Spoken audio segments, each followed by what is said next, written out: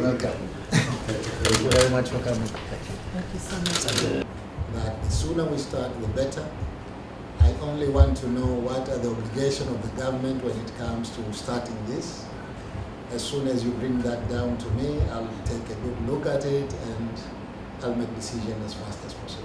Rais Dr. Hussein Mwinyi ameyasema hayo Ikulu jijini Zanzibar wakati alipokuwa na mazungumzo na uongozi wa ujumbe wa shirika la reFocus Africa lenye makao makuu yake Texas nchini Marekani chini ya mwenyekiti wa ujumbe huo Kanali mstaafu Idi Omar Kipingu. Katika maelezo yake, Rais Dr. Hussein Mwinyi ameueleza ujumbe huo kwamba amependezwa na mawazo, fikra pamoja na azma ya shirika hilo na kueleza kuwa serikali iko tayari kutoa ushirikiano wake. Rais Dr. Hussein Mwinyi amesema kwamba kwa upande wa michezo, Zanzibar ina uweledi mkubwa katika sekta hiyo licha ya changamoto zilizopo za kuimarika kisoka. Sisitiza kwamba kuwepo kwa kituo cha michezo, kituo cha muziki pamoja na uendelezaji wa sekta ya elimu kwa kupata fursa ya ufadhili wa masomo nchini Marekani kwa vijana ni hatua njema itakayowasaidia vijana kupiga hatua kimaendeleo. Aidha, ameeleza haja kwa shirika hilo kuandaa waraka maalum ambao utaonyesha kwa ukamilifu azma pamoja na mpango wao ili serikali ipate kufanya maamuzi sahihi. Naye mwenyekiti wa ujumbe huo Kanali mstaafu Idi Omar Kipingu ameutambulisha ujumbe huo pamoja na kueleza malengo ya kuichagua Zanzibar kufanya kazi nayo. Ameeleza kwamba baada ya viongozi wa shirika hilo kusikiliza kwa makini hotuba ya Rais Dr. Hussein Mwinyi aliyoitoa wakati wa ufunguzi wa Baraza la Wawakilishi, wamevutiwa sana na dhamira yake katika kuendeleza michezo.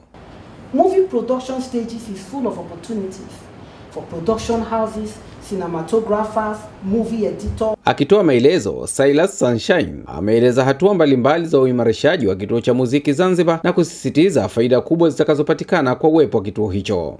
Naye Bilisa Akoni ameeleza miongoni mwa juhudi na mikakati inayofanywa na shirika hilo katika kuwasaidia vijana hasa katika sekta ya elimu kwa wale ambao hawakupata vyema fursa ya elimu. Amesema shirika hilo liko tayari kushirikiana katika sekta hiyo ya elimu ikiwa ni pamoja na kuwapatia vijana fursa ya kujiunga na vyuo mbalimbali nchini Marekani baada ya kuendesha programu ya miezi 6 ambapo idadi kubwa ya vijana kutoka nchi mbalimbali za Afrika wamefaidika.